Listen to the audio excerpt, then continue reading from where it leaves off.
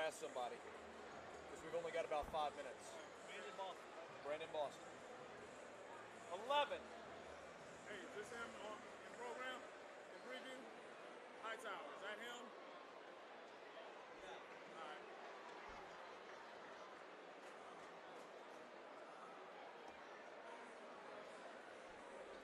Yeah, it's different spot now up here. What's that? It's different.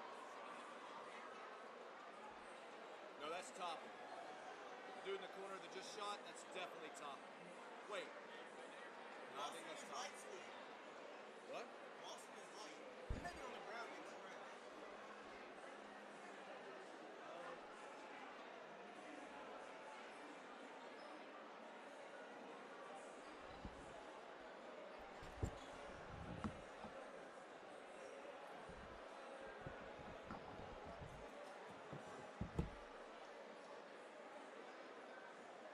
These are the starters from last game. I think they'd be the same.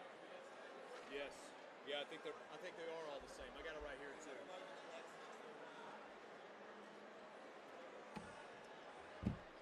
Need to get out. I'll walk around for a minute.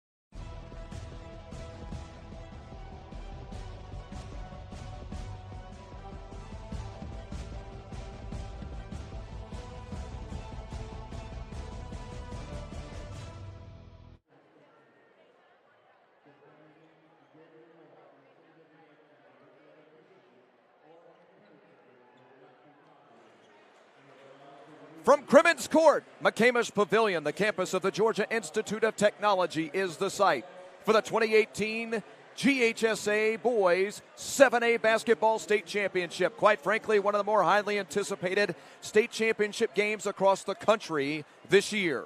It's the dynastic Norcross Blue Devils hosting the little team that could, the Mustangs of Meadowcreek.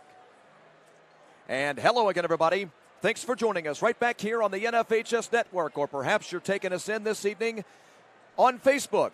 NFHS Network Hoops on Facebook. Back alongside my broadcast partner, Brendan Joseph, I'm Chris Mooneyham.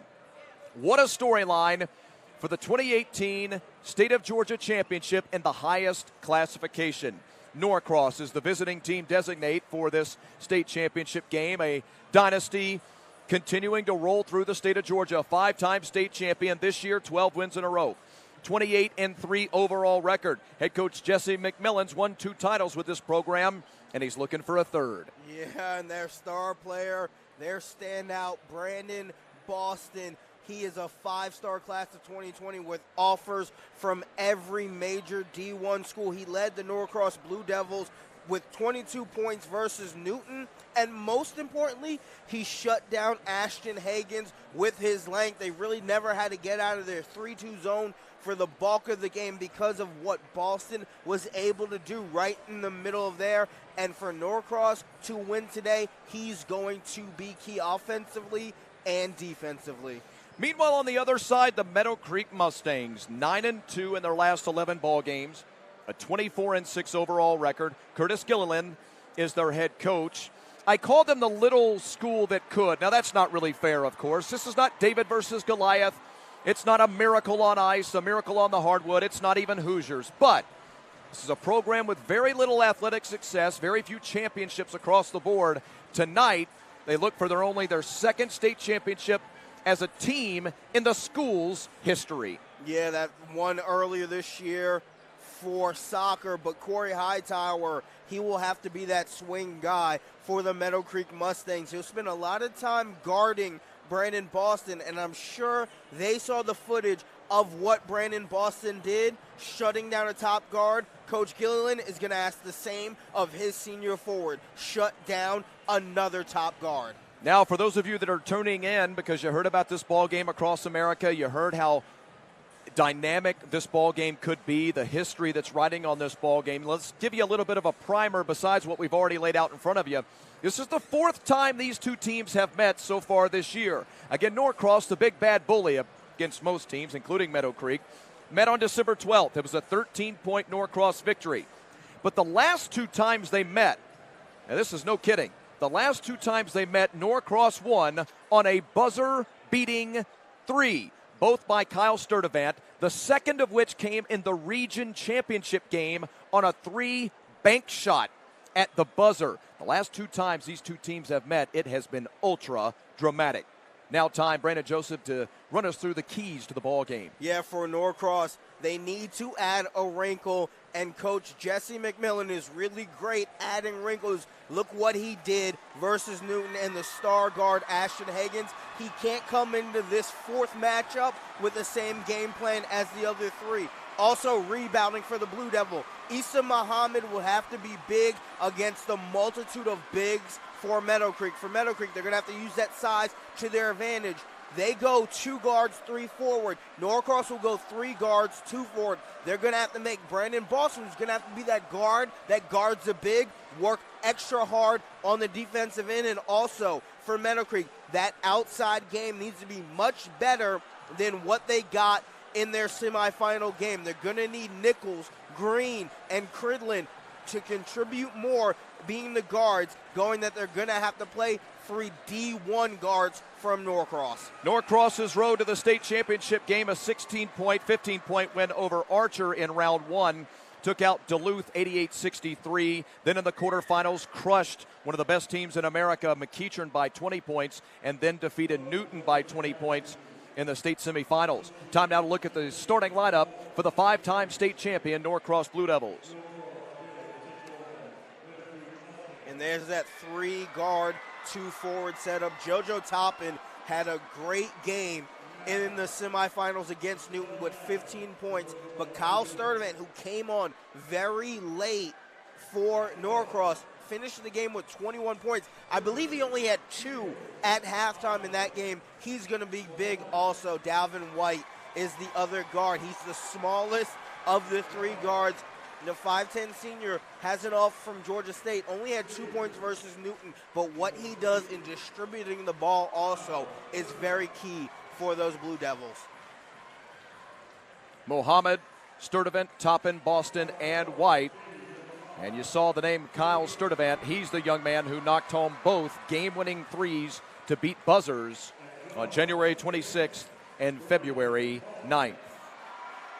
PA man here at McCamish Pavilion finishing up the starting lineups for Norcross. Meanwhile, for Meadowcreek, in round 1, they took out South Gwinnett, beat the Comets by just 9 points, then beating Lambert by 9 points. In the quarterfinals, beat Campbell by 10, and then came the Grayson game that you and I called, where they survived against the Rams at 57-55, a ball game that they trailed for a good deal of, but won up at the Buford City Arena by 2. And now, the Mustangs starting lineup.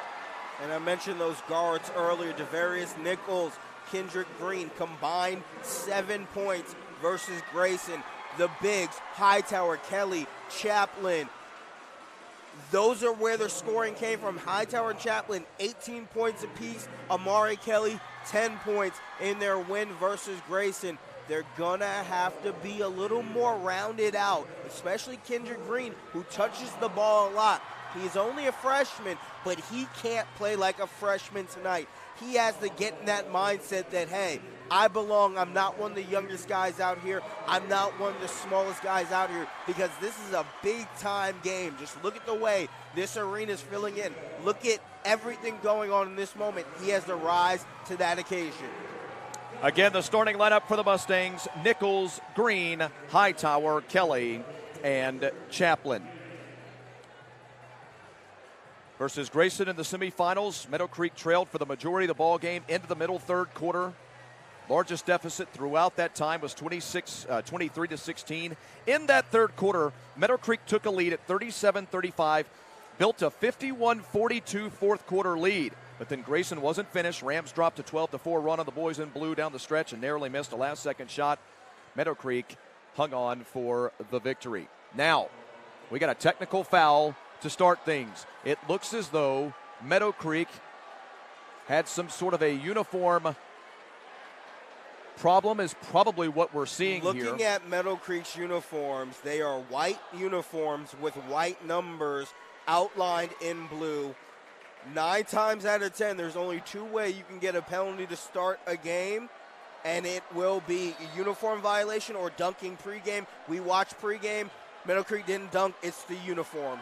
For those of you joining us on Facebook this evening, it's prediction time. In the comments section below, let us know who you think will win today's ball game. Will it be the Blue Devils or the Mustangs?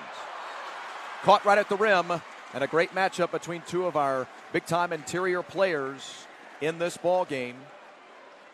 Mohammed meets Kelly, and Mohammed wins that battle and heads to the line. Lisa Mohammed, the junior forward, 6'9", 6 points per ball game, leads his club in rebounds per ball game. And when he took off this season, settled into the Norcross program, became a starter, started to play well, that's when this team started to, well, reach another level. And if I'm not mistaken, the uniform violation will also be a technical foul to start the second half also, if they do not change their uniforms. Starting to see comments coming in. Remember, you can stay interactive with us throughout the broadcast. 3 from the wing is no good. Ball rolling around down there. Rebound by Meadowcreek. The shot blocked, but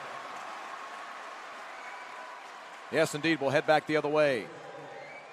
Well, time to break out the binoculars, Brandon Joseph, in trying to read these uniforms. Look at that. I love the style, but I don't love it as a broadcaster. I'm curious as... because I can't read the numbers. A commentator, the coaches know this rule. Why did this happen? And that is something that I'm very curious as to why. Knowing that you can't have numbers the same colors as the uniform. 1, why were these uniforms produced? 2, why were they brought here to Crimmins Court at McCamish Pavilion for the championship game.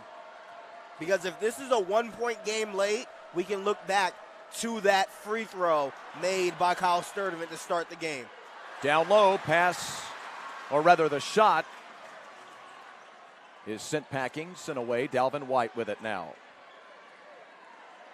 3 ball. Brandon Boston, no good.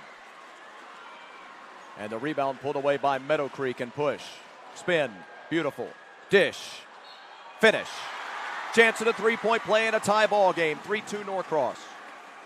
Amari Kelly at the rim with the spin and the lay-in. Issa Muhammad, I believe, will pick up the foul. Amari Kelly, who went for 8 points in the first half of their semifinal victory over Grayson, back irons the free throw, and we stay at 3-2. We ended up with 10 points in that ball game. Had a monster ball game against Campbell. I'll give you those numbers as we make our way through the ball game. A steal. Poor Dish. pass by White. Laid up and in. That is Kendrick Green, the freshman, 5'9" on the finish. Kid who you and I saw last week in Buford, and we liked a lot the moxie of the young kid. The freshman guard at 5'9", Kendrick Green, gets onto the tally sheet and gives Meadowcreek the 4-3 lead. Already matched his total point output versus Grayson. JoJo Toppin can't hit the jumper. JoJo will be instrumental in this ball game. Thought about it instead. Tried to drive, but walked. Jameer Chaplin getting a little too far ahead of himself. Our early poll results of who you think will win this one tonight. NFHS Network Hoops on Facebook. Or perhaps you're joining us at NFHSnetwork.com. No matter how you've decided to join us or where, thanks for doing just that. And don't forget, throughout the ball game, you can check in and tell us where you're watching the game from. Not what part of your house. Like, don't send us something that says my dining room. Well, you can do that too. I meant maybe your city, your state. Frantic pace back and forth, and as you'll notice, the crowd still continuing to file in.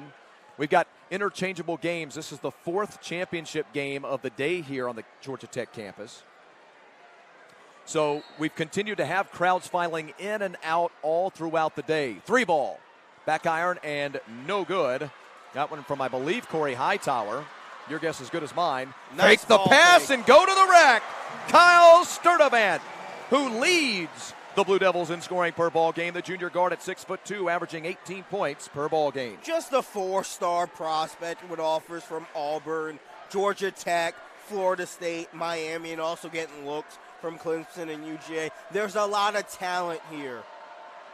And we see both these schools very familiar with each other, more inclined to play man, to match up. I mentioned the crowd because you'll hear the energy level continue to ramp up throughout this ball game. Down low, lay it up and in. That's a little bunny. An easy score. Amari Kelly on the bucket. Kelly, who had that monster ball game. I teased you with the numbers earlier. 14 points, 11 rebounds, 5 blocks, 3 assists versus Campbell in the quarterfinals. Toppin, sealed out. Boston, also sealed out. JoJo a 3. Not this time, and the put back up. No good. Rattling around down there, Muhammad, it looks like. No, I'm sorry. That's Boston.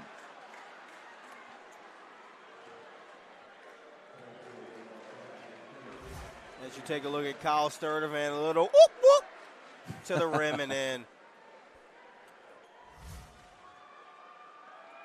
And one thing you'll see when Norcross comes back on the defensive end, as Boston hits the first from the free throw line, is Brandon Boston is actually guarding the primary ball handler, DeVaris Nichols, for Meadowcreek. So they're going to risk, knowing that they play one less big than Meadowcreek does, they're going to use that to their advantage. Use Brandon Boston's length up at front and try to get rid of passing lanes, try to alter passes from Nichols.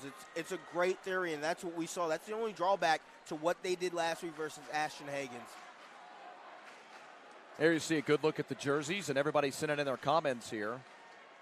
If it wasn't baby blue, probably wouldn't be quite as bad. Meadowcreek will also wear a dark shade of blue. Try for the putback. Going to get another close-range shot at it, and a foul. Chance at a 3-point play, tied at 6. Meadowcreek And Amari Kelly to the line with a chance at the lead. Amari Kelly, 6 points already for the Mustangs. Fighting his way down low. And a good job trying to go for the tip slam. Did a great job of resetting himself and getting back to an athletic position. And immediately a foul, I believe, on Hightower. Indeed, Corey Hightower hit with the foul. Obviously, I misspoke a moment ago. Meadowcreek with a chance at the 3-point lead. So 8-6. Past the halfway point first quarter. And going back to Gerald's comment, they can fix the jerseys probably to avoid another technical foul. There's that man again, Sturdivant. Can't hit the three this time, and the rebound pulled away down underneath by Kelly. Push. Got caught in between. Good defensive effort. Ball in the air. And the call goes against Norcross, I believe. Official, by the way, coming over here and having a conversation with Jesse McMillan, telling him to stop barking at him. Great Top job instant away by Amari Kelly, who's done it all for Meadowcreek early in this contest. Came into the game with 5 rebounds, 16.9 during the season, their leading scorer. Corner three, Jameer Chaplin had 8 points in the first half victory over Grayson. Finished with 18 in the ball game. Dalvin hits. Dalvin White was conspicuously absent in many ways. Their semifinal victory over. Well, let's take another look at the play first, then we'll dive into the numbers. Yeah, Dalvin White stepped back 2. And the contact, the foul on Kendrick Green. But we have a lane violation, so that free throw wouldn't have counted anyway. Oh, a bit of a sloppy start to this ball game, isn't it?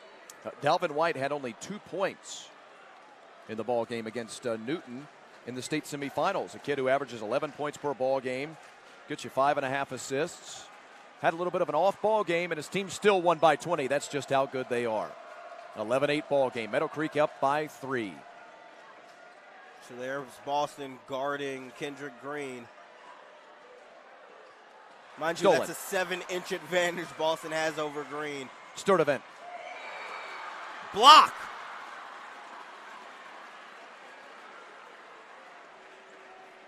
Sturdivant going hard to the hole. Picking up the contact. Looks like they're going to hit D. Nichols on it. DeQuarius Nichols.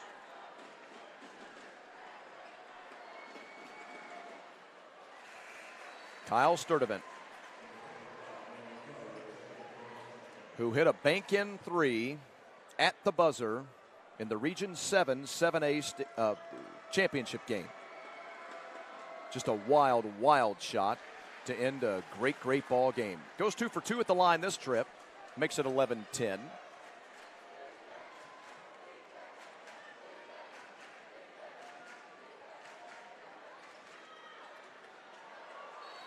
And that's the length of Brandon Boston coming into play.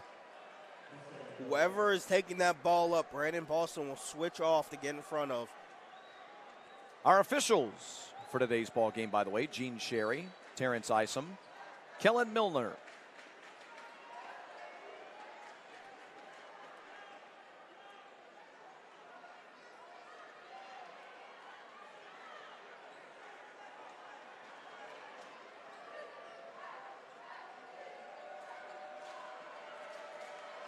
Nichols.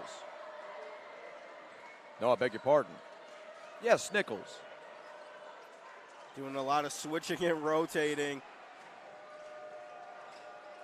Oh, good great find. look. Are you kidding me? That ball went down, had a sandwich, and decided to get back up off the couch.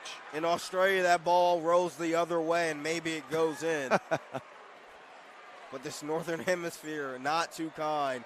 Contact, shot altered, won't fall. And Meadowcreek pushes with possession up by 1. Leaving a lot of space. Brandon Boston going to close back out. Meadowcreek is going to try to high ball screen. Get the switch. Trapped on baseline. Got to find a teammate and does.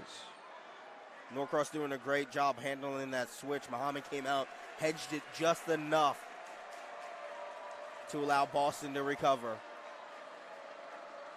If you're Nichols 5'10", being guarded by 6'5" Brandon Boston with that wingspan, lanes are really tiny to try to get the ball. Nichols tries to lob one over the top. Kelly, foul.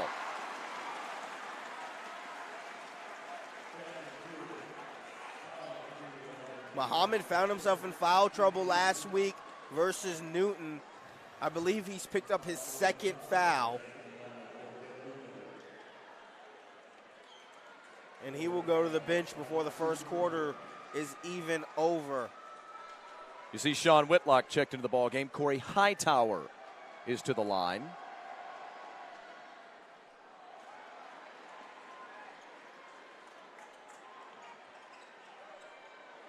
Oh boy. From the wing, no good. That's Kevon Eskridge, who hit some big threes in their semifinal victory over Newton. Ball still loose. And a steal. Laid up and in. Back to a one-point ball game. Kyle Sturdivant. He came on really late in that second half.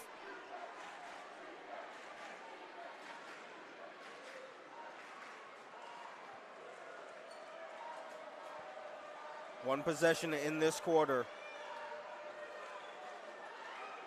Oh my, what a great blow-by move. Get to the rack.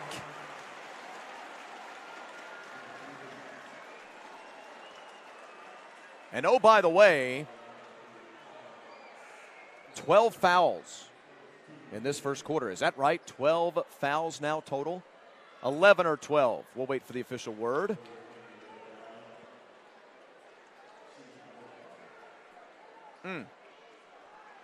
DeWitt Cridlin checks in. Jameer Chaplin is out. Caleb Murphy and Dalvin White out for Norcross. It was the fifth foul on Norcross. 16-12 after the three-point play. 4.6 with this sharp shooting bunch. That's plenty of time. Oh my, fouled on the three-point attempt. How do you make that foul? I'm going to tell you something. I think he bought this call. And it's a beautiful, intelligent play by Brandon Boston if he did, in fact, do what I think he did. He's going to get 3 free throws at 1.2. Seventh foul on Meadowcreek, by the way. So Norcross shooting the rest of this first half, and he banks it in. Well, Curtis Gillian did not guard the inbound, so allowed the long run up. And LeBron James had a comment last week that shooters now get the benefit. It's the way the referees watch the game. They fall in love with the shooters. So when they make those body flails, a lot of times the official assume contact. Back in the day, it was the guys who drove the lane and had the body flails. Now it's the shooters, and Brandon Boston did a great job of selling slight to no contact there. Boston goes 2 for 3 in his attempts from the line. The freshman, he's one up. This will count. It pulls off to the near side. And that'll bring us to the first quarter break. 16-14. Meadowcreek out in front of Norcross. What a story these Meadowcreek Mustangs are for the 2017-18 season. Again, Norcross, to give those of you out across the country some historic perspective, because we know many of you joining from outside of the metro Atlanta area, the state of Georgia. To give you some historic perspective, in the state of Georgia since 2000, only 7 programs have won state titles in the state of Georgia's highest classification. Again, since 2000, only 7 programs. Norcross is one of those dynastic programs. John, thanks for joining us from Lawrenceville. Allison, thank you, Miss Evans, from joining us from Albany, Georgia. Albany, right. No, I know, yeah. Deborah Griffin joining us as well. Cliff, thanks. Forest Park, home of quite a few athletes. Carlos joining us from Moultrie. Carlos, you could have said Moultrie. We know it's Colquitt. Robbie joining us. Speaking of folks joining us from across the country, look, Norcross playing in their 8th state championship game in the last 14 years. 8th title game in the last 14 years. They're a 5-time state champion. Meanwhile, from Meadowcreek, program that was born back in 1986, they just played in their first Final Four. This is their first state championship game. Their best prior finish before this season was a quarterfinal appearance back in 2006. They had, prior to this year, only 3 Sweet 16 finishes and the 1 quarterfinal. Now the men from Steve Reynolds Boulevard in the state championship game. Curtis Gilliland has turned this program into a state championship contender. It is remarkable. This was a major story. Brandon, we talked about it earlier. It was a major story when you and I were together for the GHSA's 7A soccer state championship. You and I were on the play-by-play story. They brought their entire football band, Meadowcreek did, for the soccer state championship because it was such a big moment. They won it, and the entire community celebrated like it was the World Cup. Now, can you imagine what a basketball championship would mean in the state of Georgia? Boys basketball, easily the second biggest spectator and community sport. These Mustangs with a 4-point lead. And the football team with a great showing, and all of a sudden, we can attest to this. There is a certain pride to being the best in Gwinnett amongst all the schools, all the big powerhouses that Gwinnett County. Gwinnett County. For those watching outside of the metro area. JoJo Toppin. So these schools separated by less than 10 miles in the same county to be able to win a state championship, to say you're the best in state, yeah, that's a very high accomplishment. But equal to that is saying I'm the best in this talent-rich county, in this talent-rich championship area. Gwinnett County, to give you perspective on the football front, contributes NFL football players 4th in the country. Only one area, county, parish, whatever the regional thing happens to be, only one equivalent of that. Only 3 others across the country contribute more players to the National Football League, for instance. Now you get a good look at Kendrick Green, the freshman guard we were commenting on and praising earlier in the ball game. Kid went for 11 points versus Lambert High School in round 2. This that gentleman there, Curtis Gilliland, has turned this program around. Now for Green, by the way, Brandon, up to 4 points in the affair. 2 for 2 at the line, 1 for 2 from the field. 4-point lead. Drive. Eskridge goes leaping over a guy nearly, and they'll hit him with a charge. Great job to plant your feet and not fear the contact. Coach will just say taking a charge is easy, but taking a charge when the player's actually making contact with you is the tough part. And to stay in there and not flinch, your instinct is, let me get out of the way of the 6'2 guy barreling down on me. Great job to keep your wits about you. And to Eskridge's credit, he almost jumped over him. Corey Hightower. Give off to Nichols. Nichols tries to take his man off the dribble. Gets sealed out. Now they try the dump down, put it a little too strong into the paint. They had the switch that they wanted. Hightower's being guarded by JoJo Toppin, who Hightower has the 1-inch advantage on Toppin. Had Issa Muhammad guarding up at the top of the key, but unable to connect on that pass. Boston fouled. Fouled on the floor, it looked like, by Amari Kelly. Indeed, free throws nonetheless, of course, being that is number 8 on Meadowcreek, so the 1-and-1 coming up.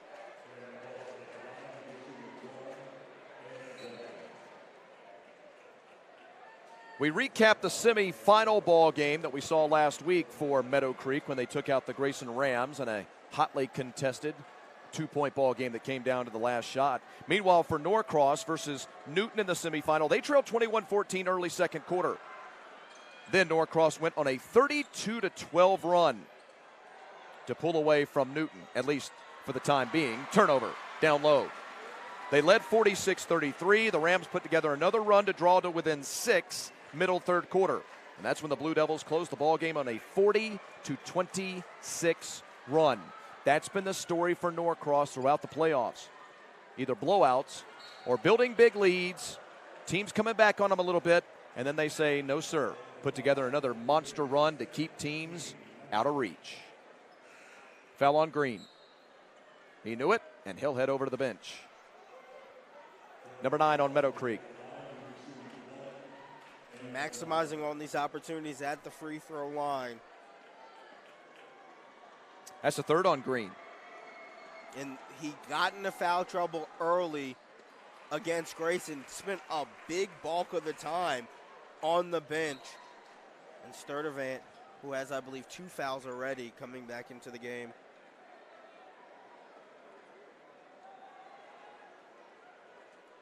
Taking over for Caleb Murphy. Brandon Boston, a sophomore at 6'5", one of the top sophomores in America, hits the second.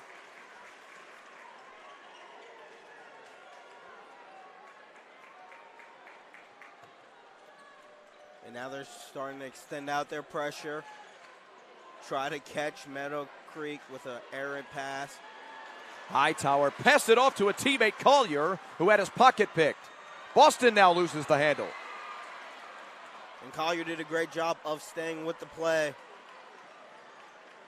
and poking it out the backside of Brandon Boston. They're going to use his length. He's going to have to work a lot on the defensive end.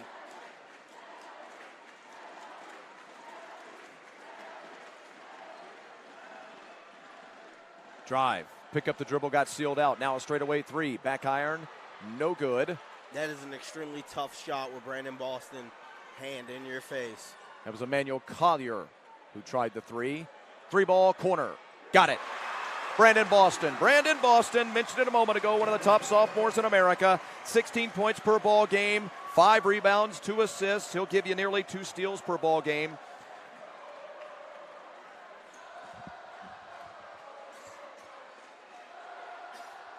At the top, unchecked. And they didn't box out Muhammad. Gets away with a little contact there. Norcross with their first lead in quite some time, 5-4. 5-4 the last time Norcross had a lead. And Meadowcreek calls a timeout. Their first it's about of the ball game. Settling his team down. They gave back a little bit of that lead. They gave back all of the lead, but they gave back a lot of momentum too. So it's settle down, pick it back up, reestablish the ideas of heading into the game. They played really well through a first quarter and a half. Take the time out here, refresh the mind, give them the final instructions, and have them move forward. The biggest key is stop committing fouls.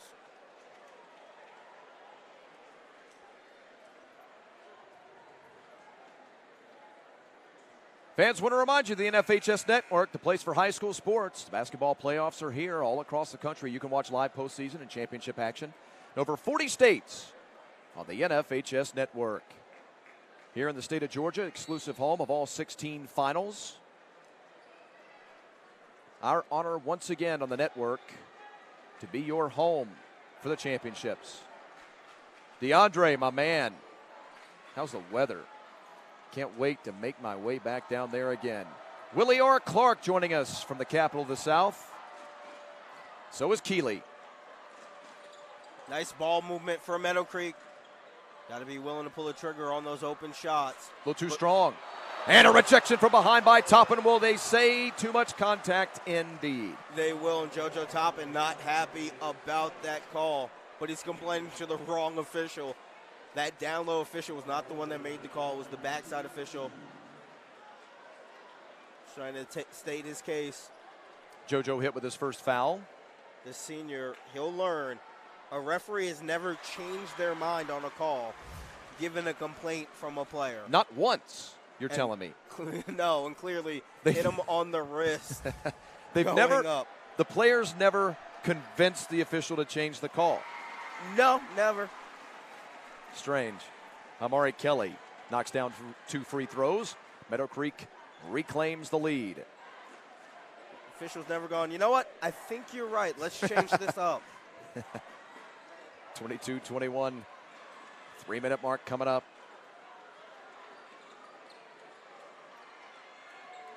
Sturdivant didn't wait for the screen.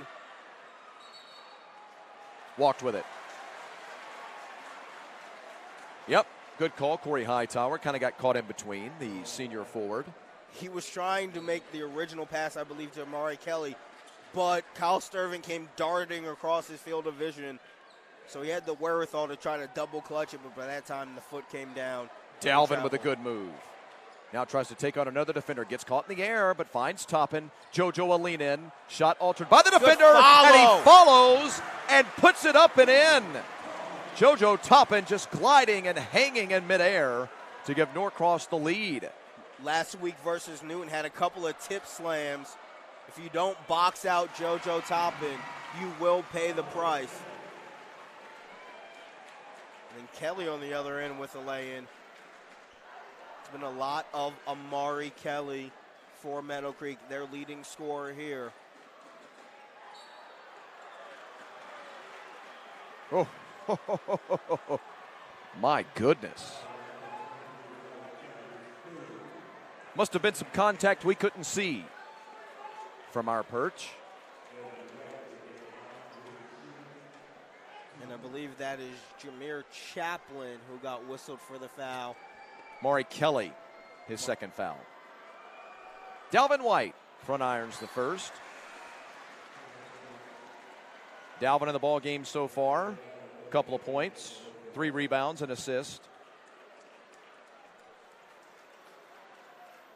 And Kyle Sturdivant going with the mid-quarter shoe change, which again, we talked about this in the 7A girls game if you were with us. Everything is different about this environment. The floor is different. It's maintained and waxed more often than a high school gym floor is.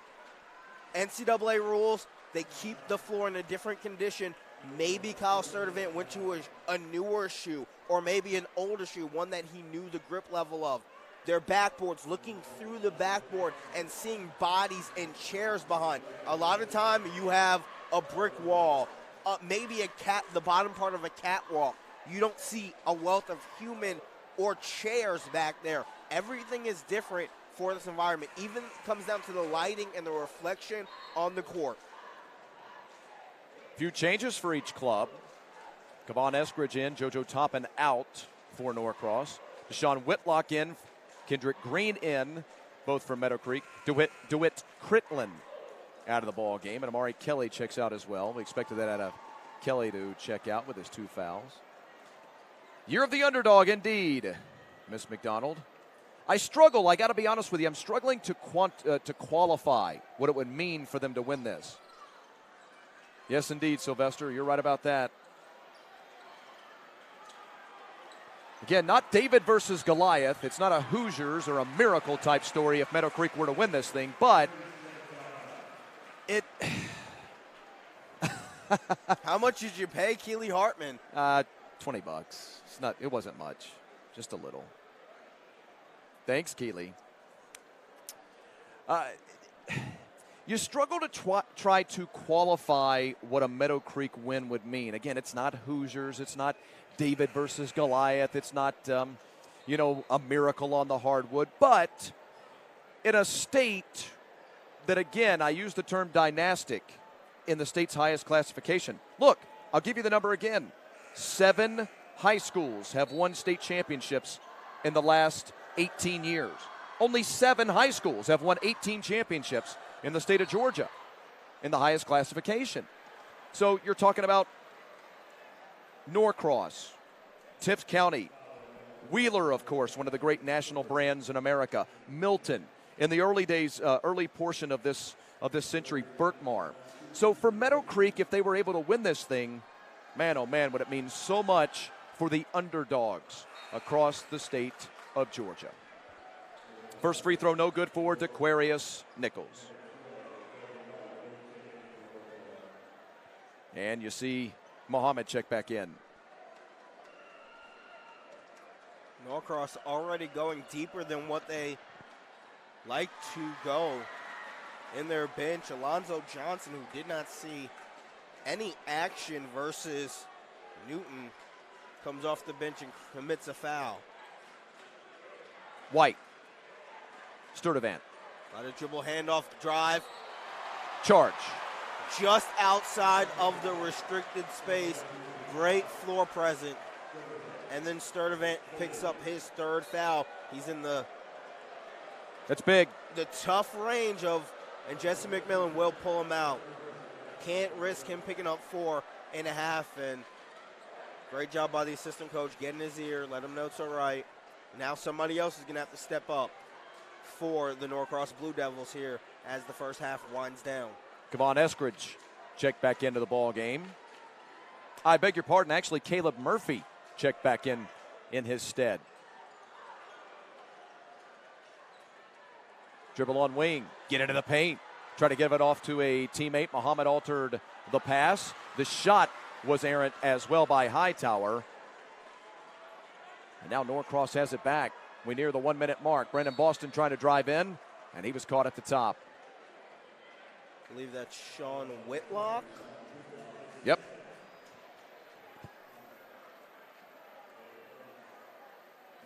We close in on halftime here in Atlanta. We'd love to know what you all think out there. We know we have some very knowledgeable basketball fans out there. Let us know. I mean that with all sincerity. What do you think each team needs to do differently or continue to do the same also as we get ready for second half action coming up here? We'll have about a 10-minute break on the Georgia Tech campus. Personally, I would love to see Meadowcreek change uniforms to numbers that we can see. I liked your idea earlier. Take a Sharpie back into the clubhouse. Everybody take off your jersey. Have the trainers color in the jerseys. You don't even have to color them in all the way. As long as you kind of shade it, we'll be able to tell a little bit better. Green got caught. Still was able to get rid of it. They were working around the top. Nichols got sealed out. Aquarius.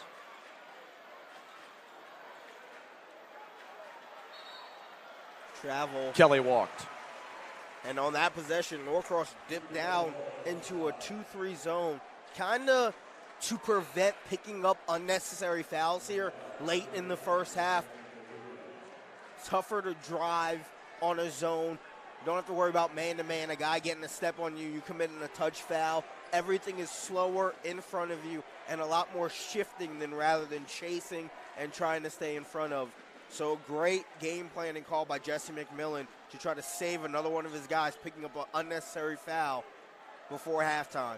Muhammad decides to throw up a jumper and hit it. That's not necessarily his game. He makes it count this time. Kid who went for 14 points, 15 rebounds, 5 blocks, and a couple of assists versus the nationally ranked McEachern Club in the quarterfinals. Meadowcreek will get 2 back, reclaim the lead 27-26. Final 15 coming up in Atlanta. Big shout out to the Skinners, Mike, Matt, for keeping statistics this week in the state championship games. They give us a great number, 70%. Meadowcreek has led this ball game 70% of the time tonight. Dalvin White got trapped, kick out, chance at a last-second shot will not be made. Norcross, the championship veterans, lost track of the clock. Don't see that a lot. Caleb Murphy, the sophomore, wanted to dish it to Brandon Boston in the corner, lost awareness of time. He can't be afraid to pull it in the end-of-half scenario. I understand that was an end-of-game set. That was an end-of-game play call. But end-of-half, you have to be willing to take that shot. Could this dream be true? Well, Meadowcreek with a 1-point lead as we head to the half. Hey, we want to remind you to stay tuned at the half, by the way. Brennan and I will take a breather back here, maybe get a little sip of water, maybe something to eat. But what you'll want to do as you go grab something to eat, take your smartphone with you, your laptop, your tablet, however you may be watching us. Great highlight package of some of the great athletes from across the country, high school basketball, put together a montage from Slam Magazine. That coming up. This is the NFHS Network and NFHS Network Hoops on Facebook.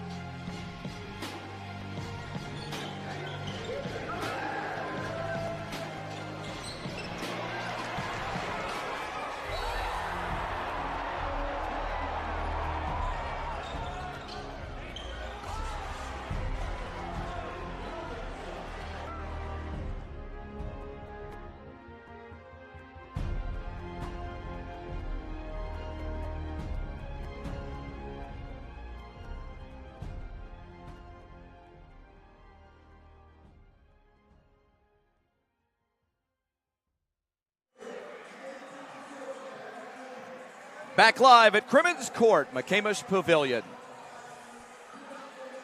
They still call this place the Thriller Dome. Are we allowed to call it the Thriller Dome? Given the first half of this 7A's boy final, yeah, I'm going to call it the Thriller Dome.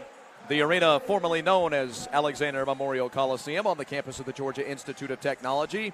And indeed, it was a thrilling first half of action for the 2018 GHSA Class 7A Boys Basketball State Championship. Time now to look at some of the first half highlights. We had points before the clock even ran. Meadowcreek came out with a uniform violation. Kyle Sturdivant, like the layup, scored the first bucket of the game. But then Meadowcreek just came alive. Offensive boards down low. Amari Kelly picking up where he left off in the semifinals, getting blocks along with his buddy Jameer Chaplin. And then the corner look. A 3-ball by Chapman, his only basket of the first half, but Norcross not to be denied. Long 2 and 1 from Dalvin White. Sturdivant with the steal and the lay-in. Norcross keeping it close, battling back. They were down as many as 4, I believe, in the first half on layups like that, not getting in front of Devarius Nichols. But Brandon Boston, the great equalizer for the Blue Devils in that first half. That was his only basket from field. JoJo Toppin, if you don't box out JoJo, he will go over you. And then Issa Muhammad, known for his job cleaning up the glass, showing some range. And then the lay in the close out halftime for Meadowcreek, and that has us at our 27-26 score at the half. The Meadowcreek Mustangs over the Norcross Blue Devils. Leading scorers for the Blue Devils of Norcross. You'll find Brandon Boston at 8 points, 3 rebounds, and a steal. Majority of his points coming from the free throw line. He's been attacking. Comments coming in on Facebook. Thanks for joining us, everyone. Kylie, look at this. Now this is an astute fan. I love reading these comments. That's absolutely true. When it's going the one way, of course. Thanks for joining the broadcast. Meanwhile, for Meadowcreek scoring, their leading scorer, Amari Kelly, 4 of 5 from the field, 10 points, 3 rebounds, and a block. Charles Knight chiming in, wants to see Norcross win the 50-50 balls, push the tempo a little more. Kyle Sturdivant, he says, needs to get his teammates more involved. Kyle Sturdivant needs to watch out heading into halftime with 3 fouls. Going to be interesting to see if he starts the second half or if he has to spend more time riding Pine. We asked first half, what would you do if you were in charge of one of these teams as far as adjustments go? And that's what we're looking at right now. Jacob Plunkett thinks both teams like to get out and run, but it's hard to get into a rhythm with all these whistles. Well, Jacob Plunkett right on. If the referees put the whistles away in the first half, this would be a very quick-moving game. A lot of contact that they're calling as fouls, and a lot of it is warranted. That's the one thing. A lot of these players, they know each other so well. They know the moves. They know the tendencies. That's Referees true. are left with no choice but to call a lot of these touch fouls. Go change shoes again. A lot of these fouls, because both of these teams love to play on the inside. That's a misnomer about Norcross.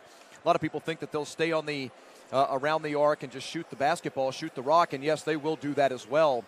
But they love to drive to the hoop, spend a lot of time drawing fouls, contact, getting to the charity stripe by driving, gliding through the air right to the hoop. Lamont joining us. Mr. Benjamin thinks that Meadowcreek might need to press Not at some a bad point. idea, Lamont, but when you have those kind of freak athletes that Norcross have, it's a feast or famine. If one guy can break the press, all of a sudden it's now 4-on-3, and Norcross doesn't need any more of an advantage than they already have. Yeah, and also remember, of course, that part of what Meadowcreek loves to do is have the two bigs get back into get into certain spots, and sometimes that doesn't play into that press. Fans, don't forget, you can visit NFHSnetwork.com, become a member for free, and then follow your school to receive reminders when your team has a ball game. Follow your school at NFHSnetwork.com. Today's game Available for all subscribers via our mobile website. You can log on to NFHSnetwork.com from your smartphone or tablet and view live games or replays from anywhere. Live coverage of the GHSA Basketball State Championships on the network and Facebook. Visit NFHSnetwork.com/GHSA. That's your destination for regular season action, playoff action, not just the championships, of course. When you're not taking us in, NFHS Network Hoops on Facebook. So we have an official ruling about Meadowcreek's uniforms.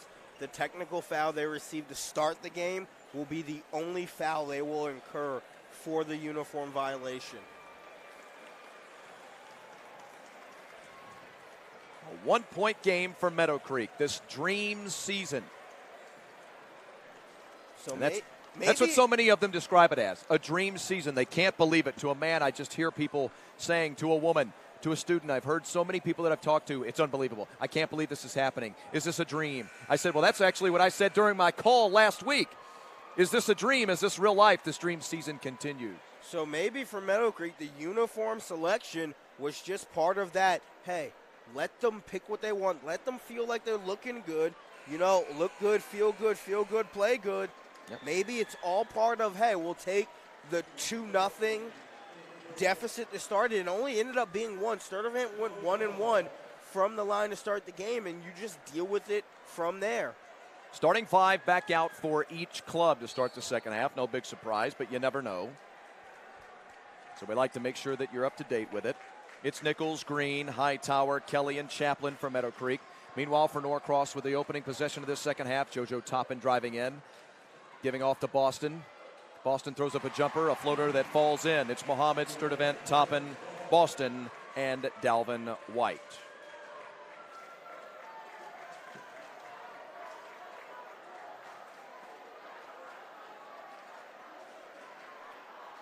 Kendrick Green will run the offense.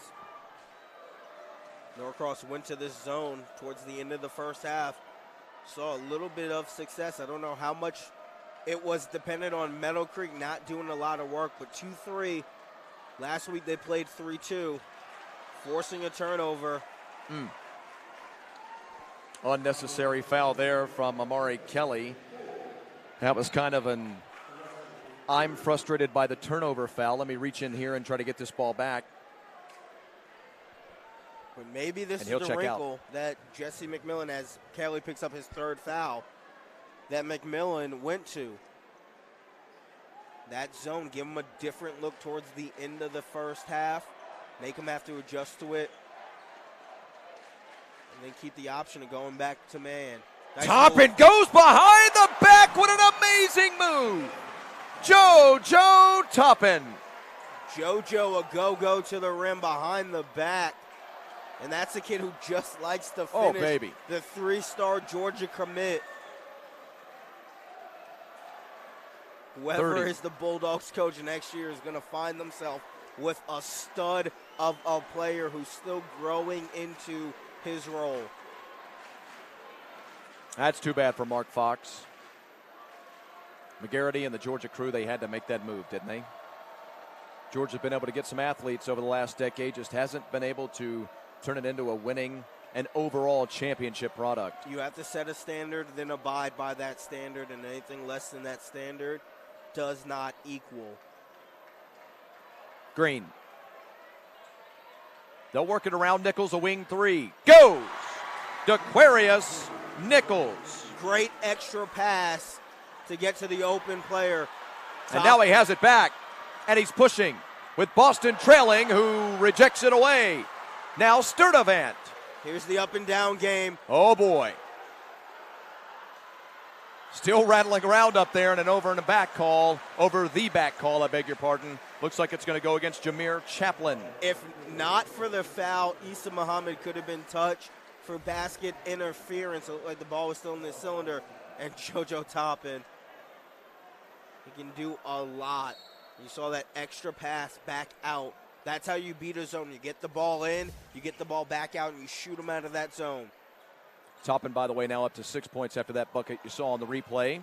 And that 3 for Nichols gives him 9 in the affair. Good Mohammed. Inside. Baseline.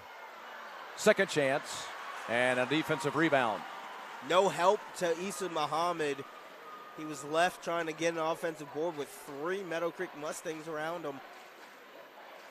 Meadowcreek with 2 fouls, by the way, in the start, the first 3 minutes of this second half.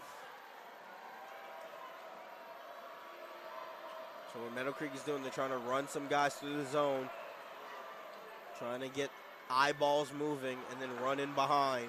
Corey Hightower misses the baseline jumper.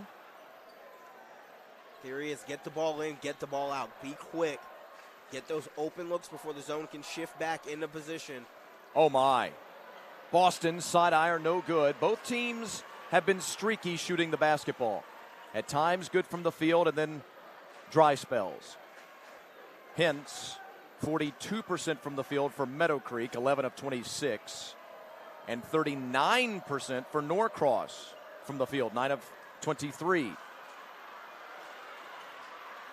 Close range. Hightower not this time. Got a second shot at it, couldn't corral it. And here's Sturdivant. Watch this. Sturdivant playing on 3 fouls. Thought we would see Kyle penetrate and go to the rack. You wonder if, because of what you just said, the fact that Meadowcreek was back defensively, that's why you saw Sturdivant potentially pull up and, I hate to use the phrasing, but I think it's correct, settle for a free throw line jumper, because I thought he had a lane that he could try to challenge and get a bucket at the rack. Meadowcreek has been very inclined to try to take charges in this contest. I think they've taken 2 already. Sturdivant had to be aware of that. Second effort going to earn free throws. Brandon Boston picks up 2 quick fouls. Now he's working with 3 fouls. So Boston, as you mentioned, with 3, Sturdivant with 3. And on the other side, Amari Kelly with 3. There's Brandon Boston. Not going to leave him in. Let him work his way through it. Not a kid who gets in foul trouble too much. Amari Kelly second. No good. Jameer Chaplin, I beg your pardon. Jameer Chaplin misses the second free throw. Meadowcreek reclaims the lead, 31-30. Boston, scoop, tipped up and in. Probably end up giving that one back to Brandon Boston. But I'm willing to bet that one went off the hand of the Meadowcreek defender. Green asks for help and gets it from Nichols. Aquarius at the top, surveying. Dalvin White wants to keep him out there. Nichols going to try to work around a screen. Now penetrates. And oh my. Boston will pick up his 4th Oh call. my goodness. Dalvin White raised his hand as if trying to put the foul on me, but the foul was not the contact up high. It was the legs getting crossed up. Brandon Boston got his foot in there and tripped the ball handler. 3-ball, corner pocket. That's a big make, especially off of that foul. Emmanuel Collier, who's been knocking down key threes all season long for the boys in blue. He knocked down 3 key threes in their quarterfinal victory over Campbell, the junior guard at 5'11". And now he sits at 4 points in the ball game. Kendrick Green picks up his 4th foul.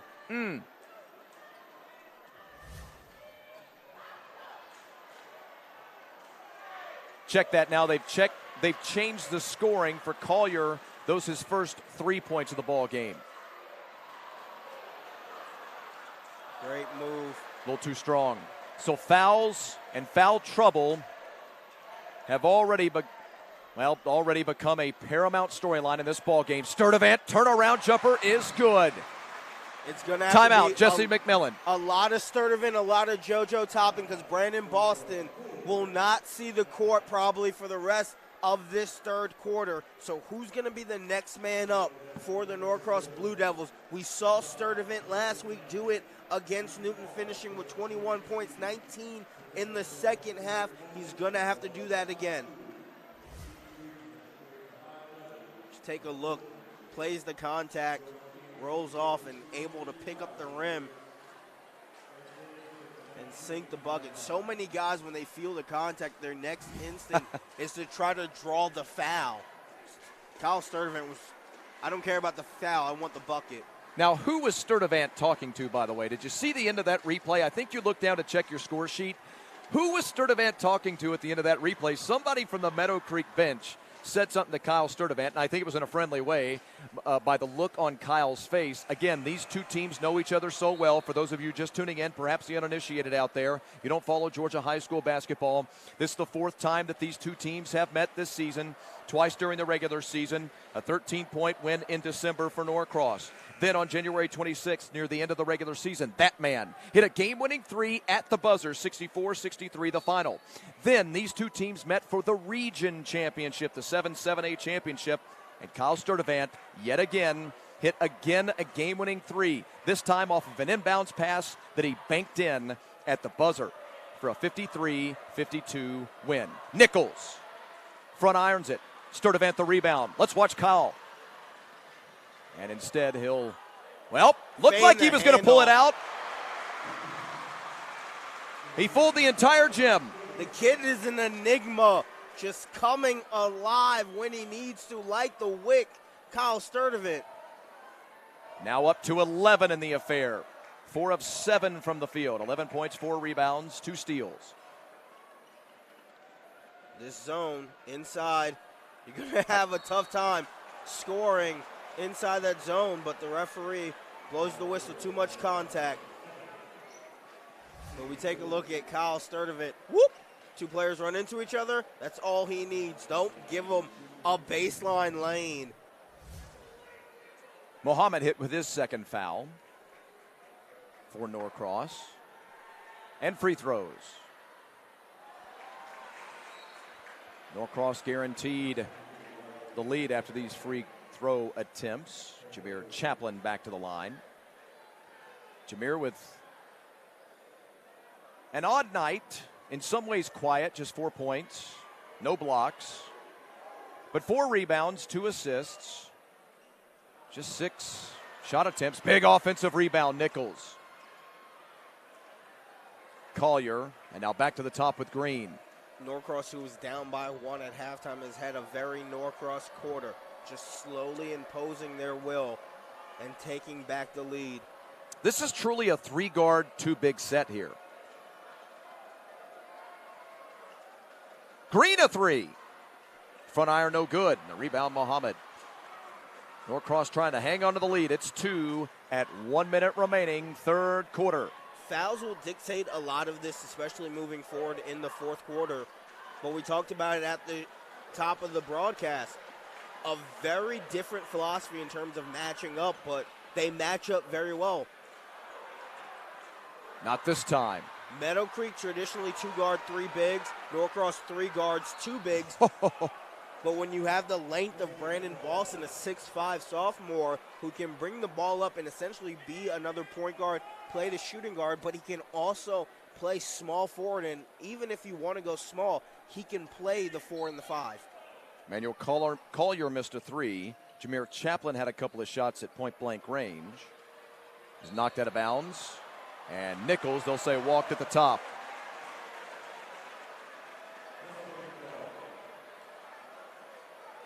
I'm not so sure either. Aquarius, that was close. Not my job to officiate. It's the 2-point game in which he picks up his dribble. Most often, referees allow that as the dribble step, so you allow the steps from there. The referee called it as written by the rule. Dalvin White surveys from the top and directs a little traffic. Norcross trying to hold for the last shot, it looks like. Can they build upon their 2-point lead? They've led tonight for only 33% of the ball game. He's checked and will go back the other way. Jesse McMillan has to be careful here not to pick up a technical. A very emotional play. Oh, boy. Jesse McMillan does not like what he saw. That ref will tell him it's not his call. 2-time state champion Jesse McMillan was right down on top of the play. He who led Norcross to titles in 11 and 13. One last shot Off iron, no good. And we'll head to the fourth quarter break, the third fourth quarter break at 36-34. Blue Devils in front of Mustangs. Reading that official's lips, he said the contact came after the ball was lost from the Norcross player down by the sideline. You buy that? If it's on clearance.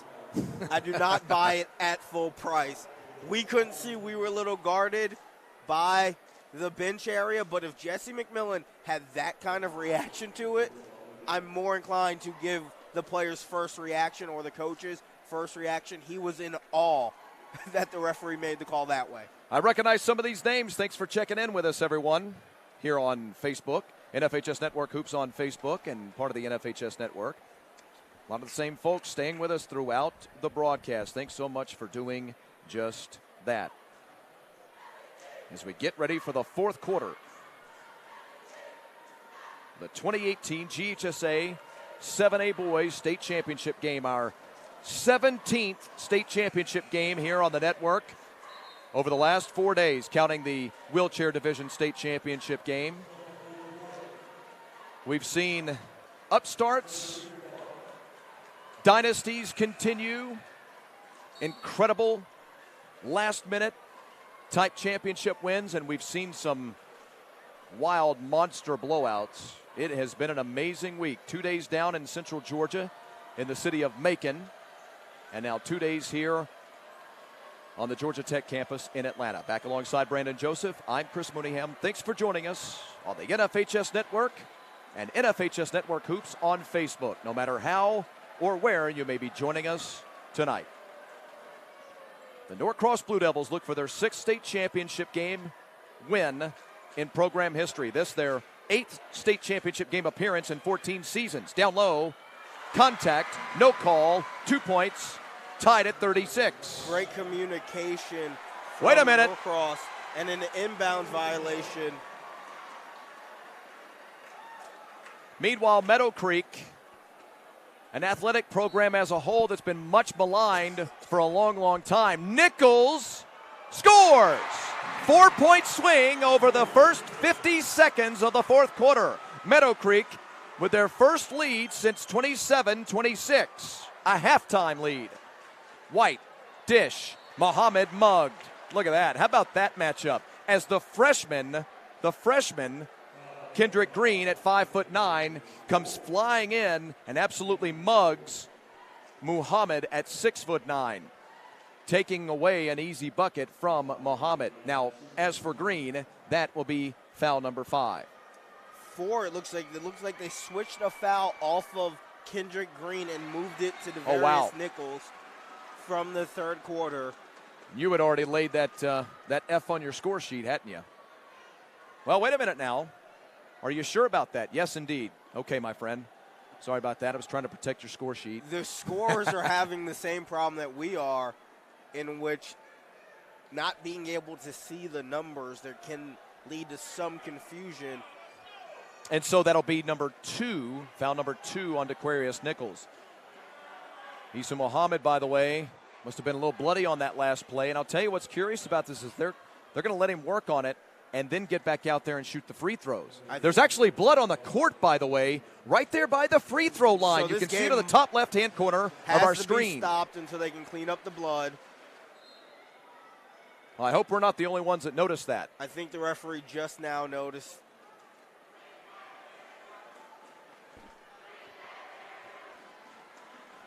It was a 16-14 first quarter in favor of the Mustangs of Meadowcreek. Then 12-11 second quarter in favor of Norcross. So we were 27-26 at the half in favor of Meadowcreek. Then a 10-7 third quarter in favor of Norcross. And now so far, very quickly here in this fourth quarter, 4-0 in favor of Meadowcreek. Mustangs have led throughout the majority of the ball game, 51% to 35% in favor of Norcross. And now you see him out on the court. The trainer trying to get that blood off the court. What Jesse McMillan was talking to the referees about, 2 things. One, Issa Muhammad's nose just didn't start bleeding on its own he wanted some sort of contact call because that caused the blood to flow. And two, generally when it's an injury caused by contact, the player isn't forced to leave the court. They allow to tend to it to keep them in the game so that the offending team doesn't gain an advantage. Referee said he didn't see the contact, did not grant them the injury time, forced Issa Muhammad to come off the court. 1 point ball game. 6:35. And if there's blood on Issa Muhammad's jersey that they can't get rid of, he will have to change jerseys, and he can't re-enter the game until he has a clean jersey on. So Norcross probably has other jerseys or ways to clean it up, but it's just when does that happen? Collier. Nichols. Contact underneath. And if that's on Brandon Boston, and it is, he's done. A major development in the state championship game. If that's number 5 on Brandon Boston, one of the top sophomore players in America, and it is one of the great sophomore players in America, has fouled out of the state championship game. Led his team with 22 points versus Newton. Will finish the game with 13, fouling out with more than half of the fourth quarter remaining.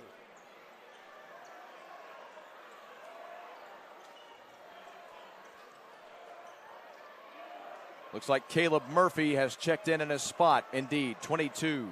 As of right now, no Issa Muhammad, no Brandon Boston. The size in this 2-3 zone, which was the advantage for Norcross, is gone. 5 closely guarded, forcing a turnover. Issa Muhammad will have to check back in for Norcross, and it's very important that he stays out of foul trouble. Has 2 already, has the play smart. They can't afford to lose any more size. Toppin. Eskridge. Murphy. White. Dalvin drives in paint, challenges the defender, and loses that battle. Great job of going straight up, straight down, maintaining his defensive position. It was Amari Kelly who came away with the block. Nichols. Dish. Kelly can't finish. Already starting to see the effects of Norcross without Brandon Boston on the defensive end. His length doesn't just knock that away, it also has a steal. Dalvin floater doesn't fall. Oh, Collier. He wanted it. And the Meadowcreek faithful thought he was going to take it. Remember, he's a bit of a three-point specialist. Foul on the floor. Kevon Eskridge. Eskridge okay as far as foul territory goes. That'll be his, well, actually check that. That might be 3, and it is on Kevon.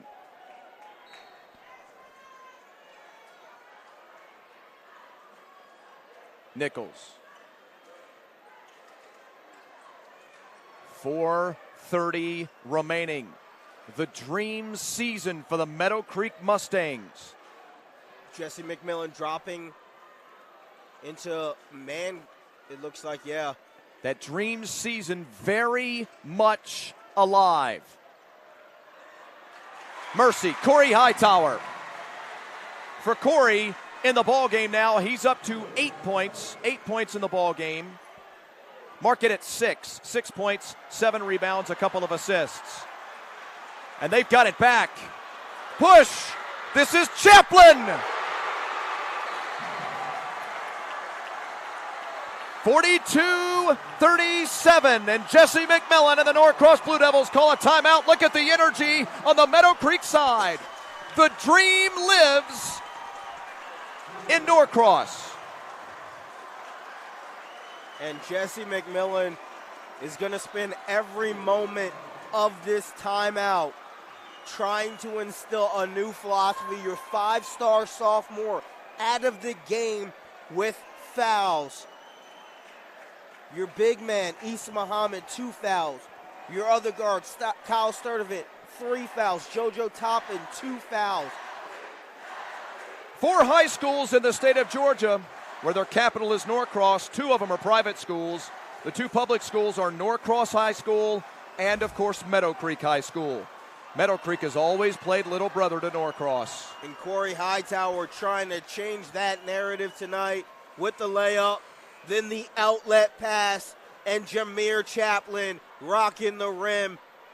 And if you're Norcross, you knew you were going to be in for a four-quarter fight.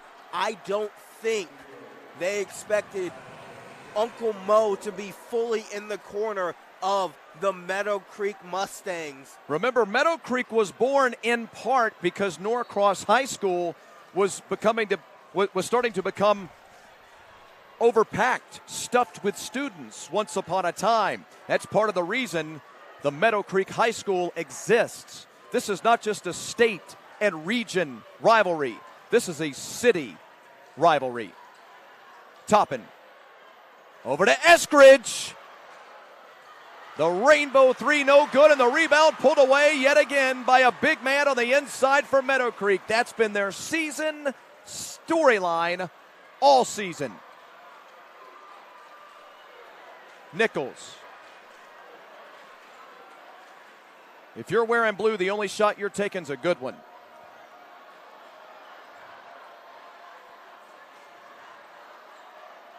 Norcross going back into that man. Trying to Dump get down. behind. Thought about it instead, gets a little bit closer. Work around three, Collier! Side iron, no good. And another big rebound inside. Hightower has it slapped away by a man in brushed metal color. They'll say that Eskridge, wait a minute now. Yes, Eskridge did get a piece of it. Last man to touch it as it went out of bounds. Settle his team down. He has 3 timeouts. Smart to use one here. Almost as long as you have the lead, I'm going to budget a timeout for every minute that's remaining in this game. Settle them down. Get their mind right. Make sure everything is clear and concise with the plan moving forward. The dream season, where perhaps the perfect coach comes together with the perfect players at the perfect time. Kids who once upon a time would have moved out of the Meadowcreek district to play at Norcross, at some other Gwinnett school. You choose the Gwinnett juggernaut that they could have moved to. Maybe some of these kids would have gone down the road and played at South Gwinnett or Brookwood or Grayson. Not last year and not this year. And this has been building over the last couple of years.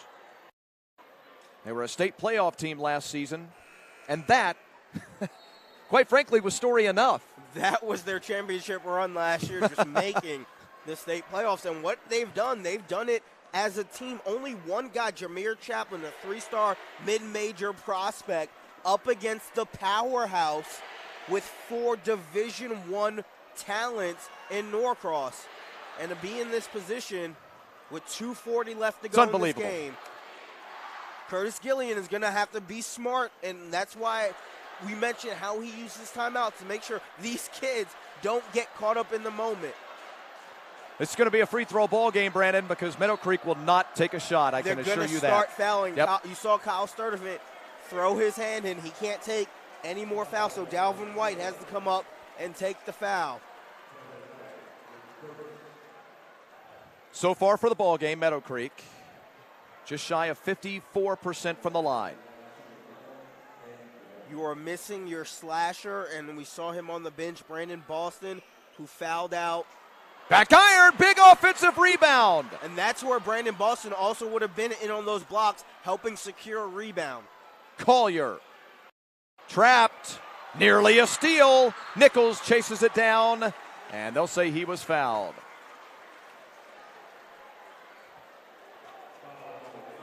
Dalvin White going to get hit with it. Norcross doesn't have much size left. Maybe you think about going to the junior, Lewis Williams, who's 6'4", and put him in to try to help secure a rebound.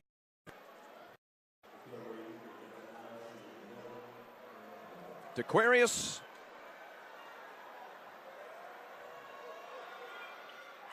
hits. DeQuarius Nicholas, 4 of 9 from the field. 12 points in the ball game, 7 rebounds, couple of assists, 2 steals. looks for his fourth made free throw. And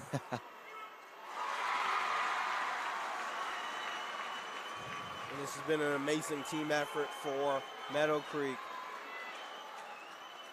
44-37, White drives in, ends up with it back after a few deflections. It's saved back in bounds, and Meadowcreek has it. Green, he wasn't fouled. Drive, Not enough dish! contact. Is this real life? Sturdivant, off glass, no good, still rolling down there, and Meadowcreek has it again. Off the ball foul. Dalvin White will pick up his third foul. And if you're Meadowcreek, everything is going right. Fighting through, not enough contact in the eyes of the official. Leave Issa Muhammad on the island. And then Jameer Traplin once again bringing the crowd alive. Let me try to find another way to describe this for those of you outside of the metro Atlanta area. I've been covering high school sports since 1992, since I myself was in high school. I've traveled around the country. I've been very fortunate in my life to see some great events, some upsets, some history, some miracle teams. This will be easily one of the top 5 greatest surprise championship teams I've ever seen in 25 years of sports broadcasting. This is if the shot would have went down for Gordon Hayward against Duke. Sure. This is Butler versus Duke to a certain extent. Now, of course, please don't misunderstand. We're not saying it's over. By no stretch of the imagination are we saying it's over. I've probably called 100 games in my life. I know these guys as well as anybody. This man right here is one of their great all-time clutch shooters. Sturdivant to the line. Kyle hits the first. He's almost money in situations like this, and of course, if he could convert both, it'll be just an 8-point ball game at 137. And remember, Meadowcreek, not a great free throw shooting team. So Norcross feels like a daunting challenge, but really not quite as daunting as sometimes this type of situation would be. They're going to sub offense for defense here, get some guys on there with little to no fouls. Mercy. And then a long rebound corralled by Alonzo Johnson. Drive, fouled. And if you're Norcross and you score without the clock, now you're able to change the narrative and perhaps pull on or put on one of the great late in state history. Corey Hightower picks up his second foul. And if you're JoJo Toppin, you need to make both of these. Which, by the way, speaking of comebacks, as Toppin hits the first, for those of you that remember your state championship game here at Cambridge Pavilion on the Georgia Tech campus, Tift County won the state championship, a South Georgia team, over Norcross. But the Blue Devils were behind late in that ball game and came back to, gosh, I think it ended up being just a 4-point ball game. They're going to say that he saved that ball inbounds. I don't believe it. Do we get a foul or a timeout? Jesse McMillan oh my goodness. is incensed. He is livid. He has to maintain his composure. It will be a foul. It's one we've got a great angle at, and there's Jesse McMillan. He's just coming up off the court from where he was pointing at the spot of where the man who dove to save the ball, dived to save the ball, and put it back in bounds where he says he landed. And boy, if he's wrong, I'd be surprised. Kendrick Green misses the first. Do not go anywhere. Offense for defense. For Sturdivant and Eskridge, who can shoot. 4 3-pointers made, tied for the team high versus Newton. Freshman hits the second, 48-39.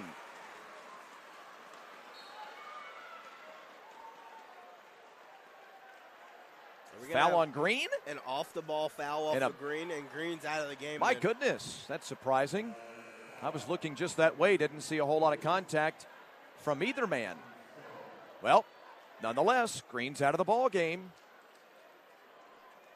And so it looks like Collier will get the call. Emmanuel Collier checks into the ball game. And more free throws for Norcross. It's Dalvin White at the line. Dalvin, 1 of 2 from the line so far in the ball game. Does not get the friendly roll. Good job by comes JoJo up Toppin with the rebound. But if you're Norcross, you have the defense on the field. Murphy can't hit, goes over the backboard, and of course, that Meadowcreek's getting the basketball back. Boy, Norcross had their shot, didn't they? If he knocks down that 3 and it's a 6-point ball game, this thing's completely changed. It's really a reward when you sub off defense and you get those rebounds like JoJo Toppin did. You're left with only JoJo Toppin on the floor as the primary scorer. You don't have Sturdivant on there. You don't have Eskridge on there to shoot because they're guys with 3+ fouls. Dalvin White hit with a foul. He picks up his 4th. Been a tough night for that really great player. That young man has had quite the career. Dalvin White, a 4-year starter, as a matter of fact, for Norcross. He's seen a whole lot of winning. DeQuarius knocks down the first. But he struggled in the semifinal, did Dalvin, and he struggled in this championship game as well. If you're Curtis Gilliland, I wonder if you call a timeout as we approach 70 seconds left, don't give up threes. That's the adage. Guard the perimeter. They can take 2 inside and we'll play this game out by the free throw line, but don't give up threes. Don't foul on 2, on layups, those type of things. White in an 11-point ball game now. Sturdivant drives, off glass and in. They're going to wave off the bucket and send us back the other way.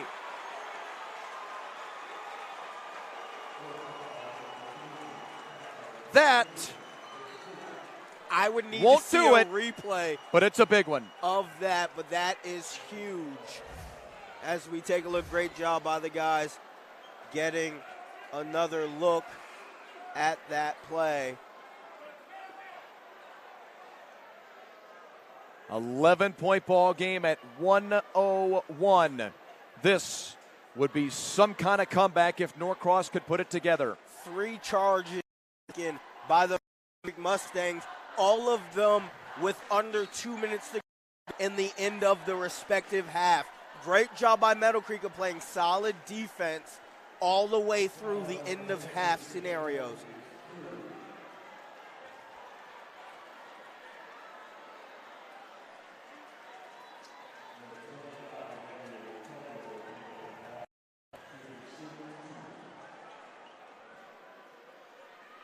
Emmanuel Collier to the line, knocking down the first. 12-point ball game. 61 seconds left to go in the game. If you're Norcross, this is 3 territory. You gotta have it, especially if Meadowcreek is hitting free throws. You have to have 3-point field goals. Some confusion as Norcross trying for substitutions. Jesse McMillan is going to lose his officials at some point tonight. I don't know what that debate was for. Well, now he looks resigned to the fact and has accepted the explanation. Collier's second. Brandon, you're not going to believe this. This is a 17-3 fourth quarter in favor of Meadowcreek. Layup is good at 50 seconds and a timeout by Norcross. Are you kidding me? Meadowcreek trying to do to Norcross what Norcross has done to teams throughout the last 15 years. When it matters the most, rise up and seize a title. This is a 17-5 fourth quarter in favor of Meadowcreek. For Norcross, it's going to come down to missing a lot of shots. Norcross did not have the best shooting percentage this game. I believe 34% from the field. That is totally un-Norcross, but Meadowcreek played a Meadowcreek game. take a look at their averages. 57.9 points per game all year, allowing 48 points. Meadowcreek played their game, and they forced Norcross to play a Meadowcreek game, and they may only have one victory against them this year, but it's the one that will matter, the championship. Steal. Eskridge sure to put up this three. Front iron no good, rolling around out of bounds. And Norcross will keep possession. It's not over yet. It could be close, but it's not quite over yet.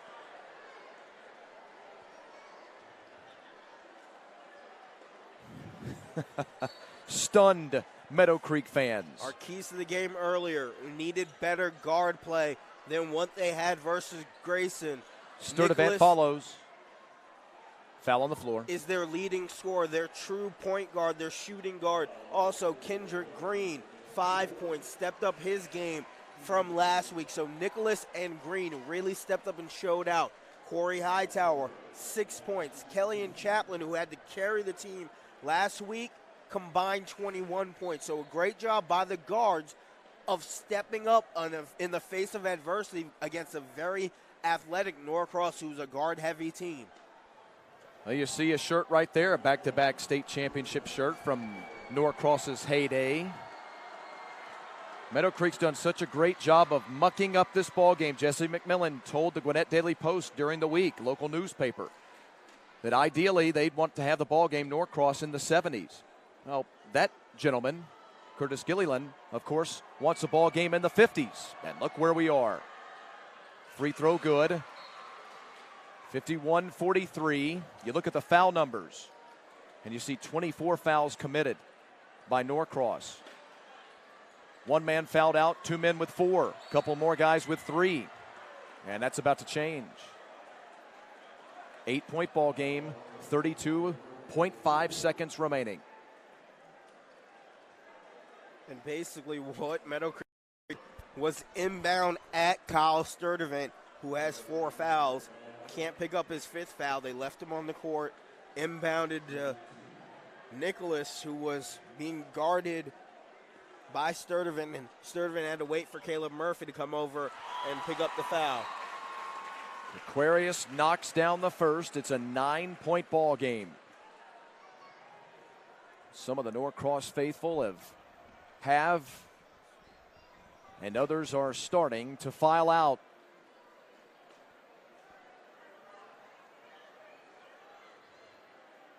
This could be one of the great championship seasons you'll ever see, no matter where you're at across the country. This is unbelievable. Sturdivant driving, tries to lay it up. Lots of contact, no call. I don't believe it. Slammed home. And there is the exclamation point for the little brother, finally knocking out big brother when it all comes down. Unbelievable. This is absolutely, positively unbelievable. Let's all watch the celebration and listen together.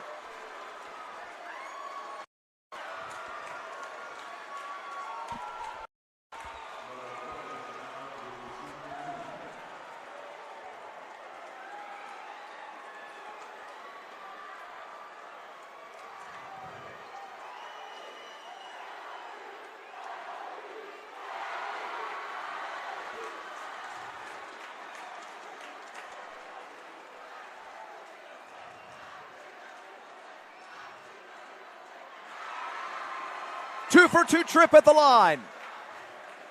A 13-point ball game. What a season for the Creek Dogs. Meadowcreek, say it with me. Meadowcreek wins the state championship.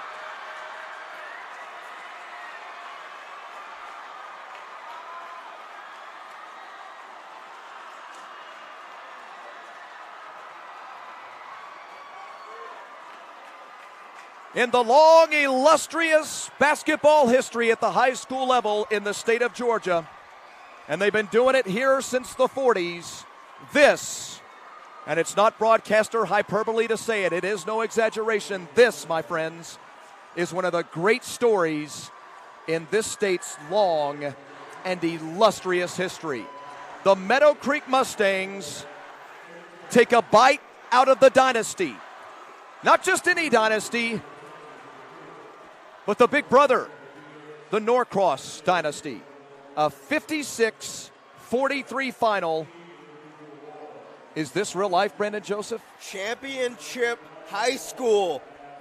That title, Wintersville, belongs to the Meadowcreek Mustangs. If I would have said 365 days ago, Meadowcreek, you would have won, not just one, 2 state championships, Meadowcreek players, Meadowcreek coaches, Meadowcreek teachers, Meadowcreek students, Meadowcreek supporters would have looked at us like we had 6 heads. They are double state champions less than a year later. Less than a year ago, you and I, my friend, were on hand for the state soccer championship where Maverick Lobo was a hero. Meadowcreek won a soccer championship over the Pebblebrook Falcons. This fall, you and I were fortunate enough to cover high school football as we do for a living in the state of Georgia. And we saw Meadowcreek's football team with a 2,000-yard rusher make the state playoffs for the first time in their school's history, play in any type of playoff game for the football team for the second time in program history. Now, on the hardwood, Meadowcreek has done it. For Norcross, it will be their 3rd championship game loss. They'll fall to 5-3 in the state championship game all time, with losses to, well, now Wheeler back in 2005 and Tift County last year. The Blue Devils lose the state championship game for the 2nd consecutive year. But yes, the dream is a reality. It's not the Miracle on Ice. It's not Hoosiers. It's not David versus Goliath. But, brother, it's not very far off.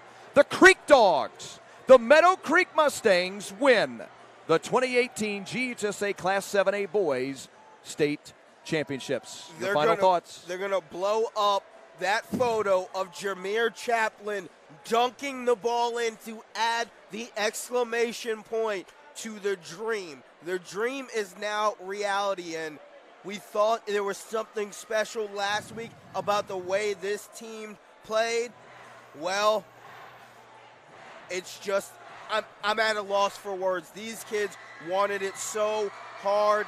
They fought so hard for it, and now they're champions. It's been a tremendous week. I'd be remiss if I did not mention what a great week it's been on the NFHS network. And for those of you that have joined us on Facebook as well, this is our final of 17 state championship games in the Empire State of the South. We thank Macon for playing fine host and Georgia Tech as well, for our entire crew over the 17-day affair. Today, Ian Russell, Johnny Doherty, and of course my good buddy Stephen Lawler producing and directing. And of course for my broadcast partner, Brandon Joseph. I'm Chris Mooneyham. Thanks for joining us, everybody. The miracle occurs. Meadowcreek wins the state championship, and you saw it all unfold live right here via Play On Sports, a production of Play On Sports for the NFHS Network, and this has been NFHS Network Hoops on Facebook. Good night, everybody.